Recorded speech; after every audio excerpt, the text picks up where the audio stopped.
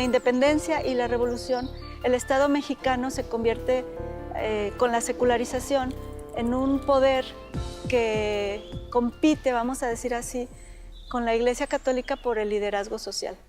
También, ya ubicándonos bien a bien en la revolución, ya en los años 20 empieza a organizar Álvaro Obregón y Plutarco Elías Calles a los obreros. Entonces fundan lo que sería la CROM, Confederación Regional de Obreros Mexicanos.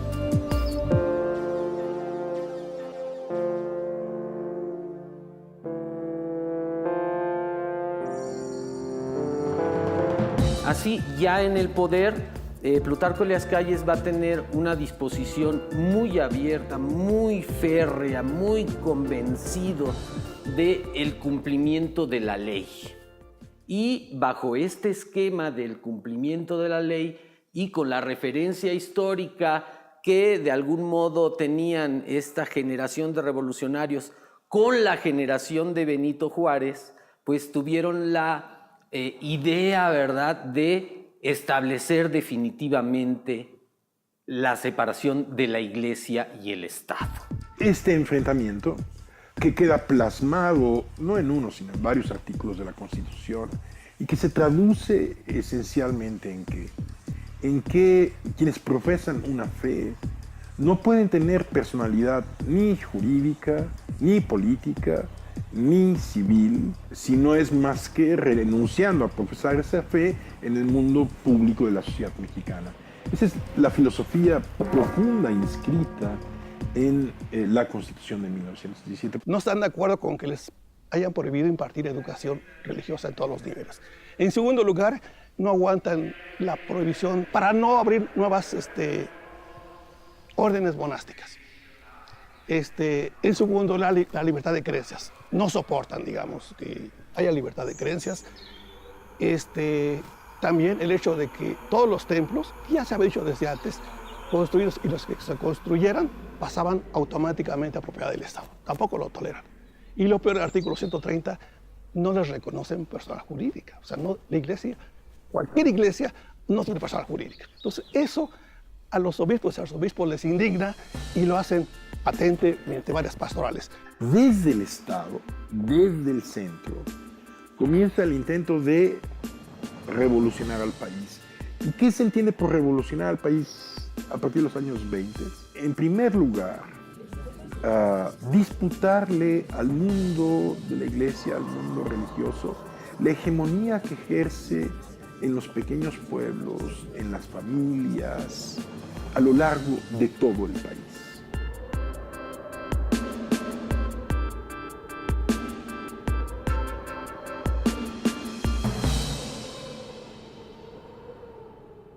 La Liga Nacional de Defensa de la Libertad Religiosa fue un movimiento urbano que surgió junto con el movimiento cristero para defender precisamente las libertades religiosas que la ley Calles había amenazado.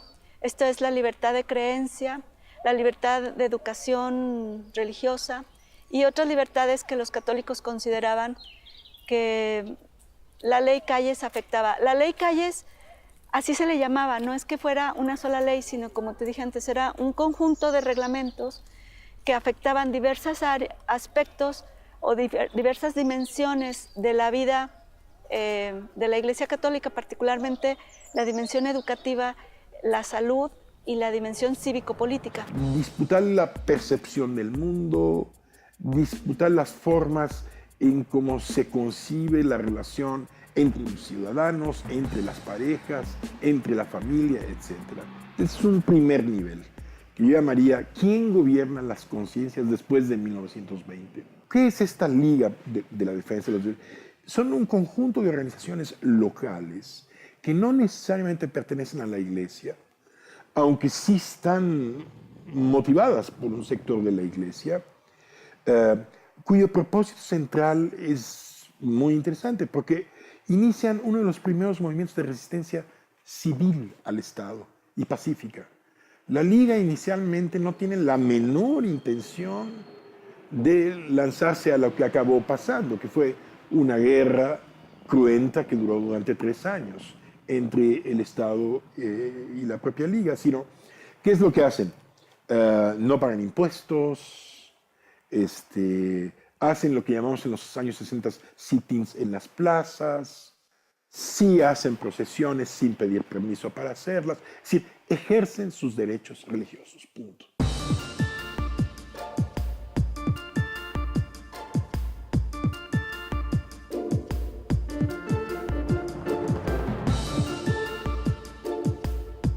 En este sentido es que se da la creación de una iglesia apostólica mexicana, que viene paralela con el discurso ideológico de la revolución recién terminada, que es la del nacionalismo. Tener una iglesia nacional, una iglesia mexicana, que no le respondiera a la jerarquía extranjera, en específico al Vaticano y al Papa. ¿Y cuáles son las bases de esa iglesia? Son muchas. En principio dicen que no conocen al Papa, lo desconocen. En segundo lugar, algo muy importante, que los servicios religiosos deben ser en español, porque en latín nadie los entiende. Tienen que ser en español los servicios religiosos, como actualmente. En tercer lugar, la abolición del celibato, porque dicen, es que nadie lo respeta, es que todos tienen hijos, todos tienen hijos. La abolición del celibato es importante llevarlo a cabo. Por eso provoca mucha indignación. Y claro, de paso agarran como se va enterada a la Virgen de Guadalupe. Se da entonces el enfrentamiento de estas dos posturas, una apoyada, digamos, por el propio gobierno, que de este sentido radical jacobinista, que no está contra la religión, está contra los eclesiásticos, contra el poder de la iglesia. Va a ser una de las disposiciones que va a tener esta nueva legislación emprendida por el gobierno de Plutarco Elías Calles, pues es el de que los eclesiásticos, la Iglesia Católica Romana, no tenga posesiones terrenales. Y entre ellas pues están los templos que dejan de ser pues una, digamos, una entidad económica.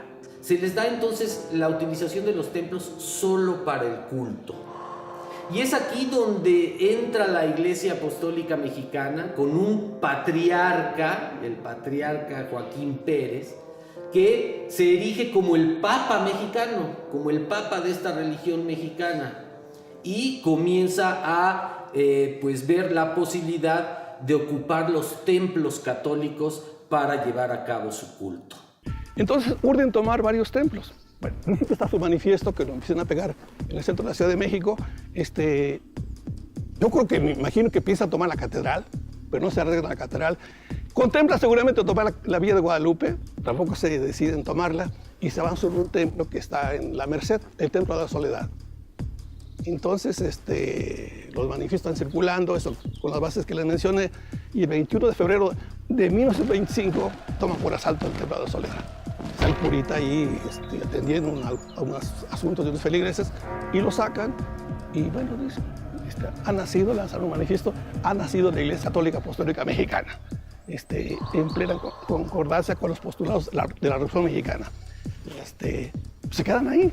Ahora ya se podrán imaginar ustedes la reacción de los fieles de la zona, pues tienen tumulto, intentar sacarlos, pero que ellos están encerrados. Ahora, no les pasa nada porque previamente habían formado un grupo de choque, la Orden de los Caballeros de Guadalupe. ¿Quiénes son? Pues son gente de la CROM, un grupo paramilitar que está protegiendo el Templo de la Soledad y protegiendo, pues obviamente, al patriarca Pérez y al español Luis Manuel Monje. Ahí están, digamos, con esta iglesia. Y le comunican a Calles y a todo el pueblo mexicano que ha nacido la Iglesia Católica Apostólica Mexicana.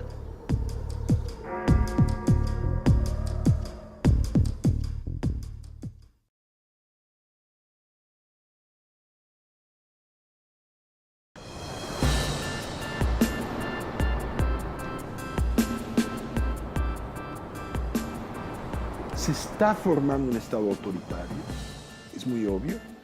El caudillismo está creando las bases para forjar un tipo de régimen político basado pues, en el clientelismo, en la corrupción, en el manejo siempre dudoso de elecciones locales, en la intervención del centro en las regiones, y frente a eso hay una oposición visible. La Liga, para mi gusto, lo que está en la Liga es el dilema de si el régimen político de la revolución redunda en un régimen democrático o redunda en lo que acabó redundando, que es un orden autoritario que seguimos padeciendo hasta el siglo XXI. Eso es lo que está, esa es la profundidad del conflicto.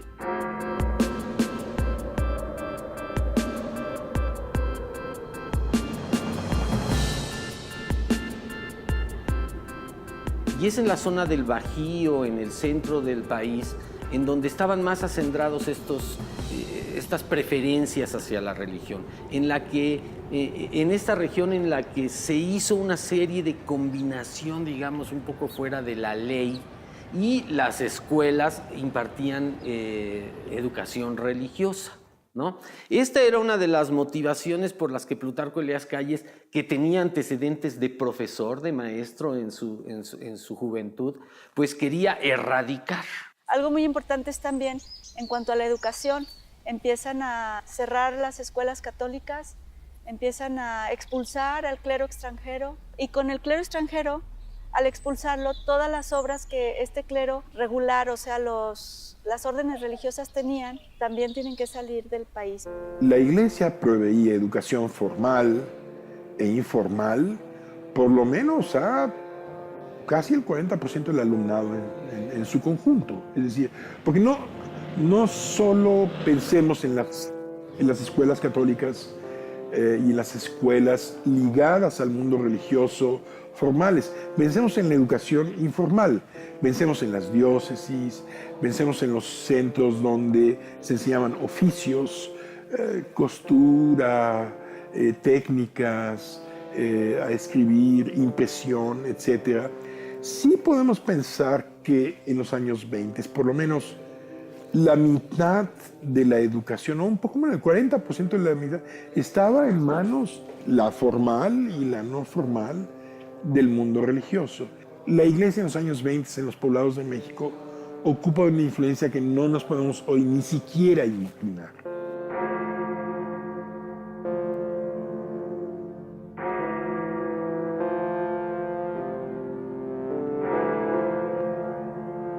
Había salido un artículo que se llamaba Lobos con piel de oveja y otro artículo que se llamaba Católicos alerta. Habían sido escritos por el licenciado Carlos Salas López, que era el líder del catolicismo social en Aguascalientes, y habían sido publicados por El Heraldo en días anteriores. Entonces los católicos ya sabían que había esa amenaza, digamos, y por si las dudas ellos se congregaron allí esa noche. El artículo de Lobos con piel de oveja buscaba, en sus propias palabras, desenmascarar a los que así se llamaban caballeros guadalupanos o caballeros de la Orden de Guadalupe, que había confundido a los católicos porque por el nombre de Guadalupe no sabían si eran también católicos. Y el licenciado Salas López había escrito diciendo que esa orden de caballería no eran católicos, que eran miembros de la CROM y que pertenecían a la ICAM y que pretendían apoderarse del templo de San Marcos. Allí el gobernador Luis María Elizalde es partidario del cisma y a mediados de marzo organiza la Orden de los Caballeros de Guadalupe, el grupo de choque también ahí lo organiza. Y hay un periódico, México Nuevo, donde empieza a difundir las prédicas del Patriarca Pérez y los manifiestos del Patriarca Pérez. Y bueno, pues en Aguascalientes lo que ocurre pues es muy simple. El padre Girard, que es el que estaba al frente del templo de San Marcos, organiza una ceremonia de desagravio por la toma de la soledad y por la creación de la Iglesia Católica Apostólica Mexicana, y porque además dice que están amenazando al Papa, están insultando al Papa, a Cristo Rey y a la Virgen Guadalupe. Entonces están en plena ceremonia de desagravio, hay un juramento en el interior de San Marcos de lealtad al Papa, a Cristo Rey y a la Guadalupana. Y los llamados cismáticos están en las afueras del templo, en los jardines, a la espera de poder entrar. Termina la ceremonia, empiezan a decir los católicos apostólicos romanos del templo, de la ceremonia de desagravio, y la gente de la nueva iglesia está en los jardines a la espera de poder entrar. Venían un grupo de la policía municipal a caballo y venían armados. Y los católicos andaban a pie. Algunos dicen que con piedras y palos. En el expediente judicial viene que habían encontrado armas, pero en los testimonios de los católicos no hablan de armas de fuego, hablan de piedras y palos. Entonces ahí hay una pequeña escaramuza. Pero los católicos apostólicos romanos echan a correr a los intrusos, entre comillas, a los cismáticos, los echan a correr. Se van, se alejan y regresan en poco tiempo. Regresan con un automóvil de por medio y también armados como los católicos apostólicos romanos, porque tienen armas. E incluso en un momento dado suben a la torre del templo, tocan las campanas o repican las campanas, llaman a más feligreses y tienen armas. Y con esto están asusando a los de la Iglesia Católica Apostólica Mexicana. Están armados, ambos grupos están armados. Entonces, ese es un intento del cual el automóvil también es rechazado. Las fuerzas cismáticas retroceden, piden refuerzos al Ejército Federal y hacen una columna que al llegar al jardín de San Marcos se divide rodeando el jardín. ¿Y ahí qué pasó? Fue todos contra todos.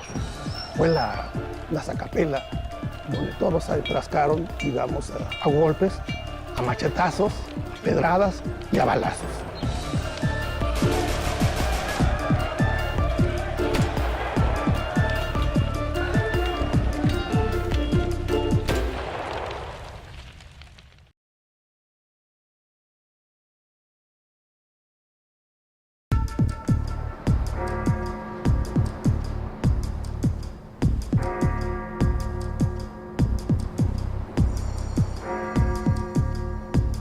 La Liga sí plantea el desafío de modificar el estatuto constitucional y sí plantea el desafío de la resistencia civil.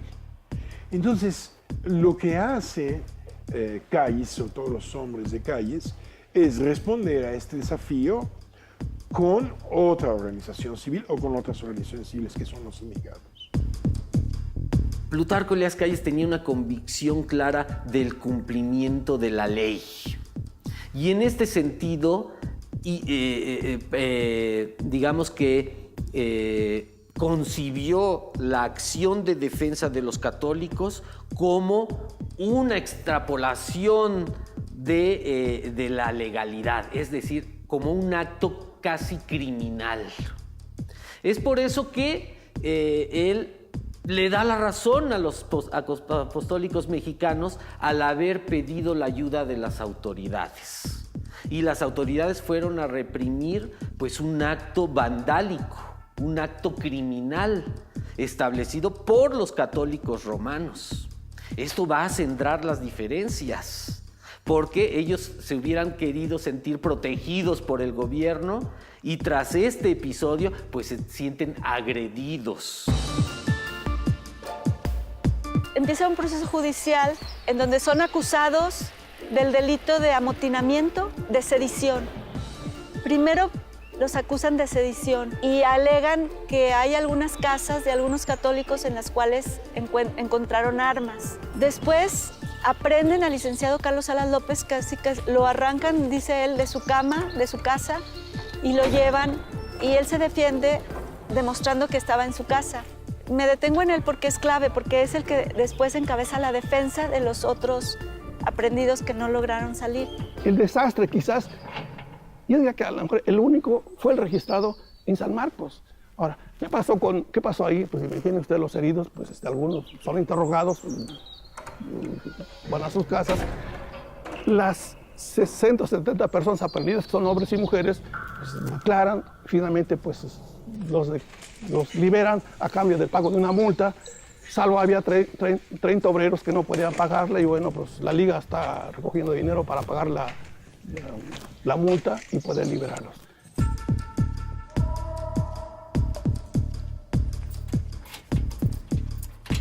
Tomar el templo significa, para mi gusto, el inicio de una política de sofocamiento, no de una política de contención. Y además significa poner a prueba a la jerarquía eclesiástica. Estos líderes y todos los ACJMeros son instruidos por el licenciado Salas López para hacer una versión que todos repitan y que sea coherente para que puedan ellos salir. Es decir, las autoridades los acusaban de que habían distribuido un volante donde incitaban al pueblo a amotinarse. El licenciado Salas López no puede negar que el artículo Lobos con piel de oveja y Católicos Alerta y los volantes fueron impresos porque había evidencia de ello. Pero lo que alegan es que esos artículos sí salieron antes, pero que los volantes de los cuales acusan precisamente a los muchachos de la CJM de repartir no fueron distribuidos sino hasta el domingo 29. Esta es la versión que van a manejar los jóvenes ACJMeros, de que el tumulto fue un día antes de la repartición de los volantes. El juicio pasa a una segunda instancia, que es el juzgado de distrito, y el juez de distrito no encuentra a los acusados culpables del delito de sedición. Lo que sí encuentra como culpables es del delito de amotinamiento, de forma que la causa cambia, baja, digamos, a tumulto, que ya era pues más fácil salir, ¿no? Es muy interesante porque tiene varias aristas, ¿no? Tiene la arista de reivindicación, digamos, del catolicismo frente a los ataques del Estado revolucionario. Pero tiene también la arista de la lucha por el nacionalismo.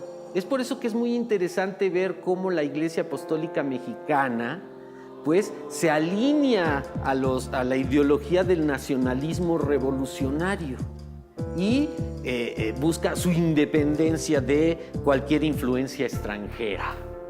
En este sentido, los que apoyan al Vaticano y se sienten apoyados por el Vaticano, pues se salen de la línea revolucionaria, ¿no? Y generan un gran conflicto ideológico en la sociedad mexicana, porque son católicos, son mexicanos, pero veneran al Papa de un país que está en un país extranjero.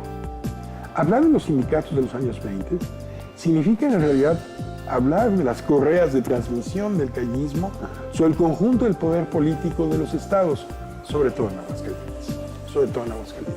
Entonces, no son simplemente organizaciones gremiales de defensa de derechos económicos de los trabajadores, sino son auténticas estructuras políticas en donde se producen candidaturas políticas, en donde se afilia militantes para que participen en las elecciones, en donde se apoya la política social hacia el campo, ya sea de expropiaciones agrarias o de contención agraria. Son los grandes sostenes con los cuales el calvinismo hacia 1929 va a formar de alguna manera un partido nacional.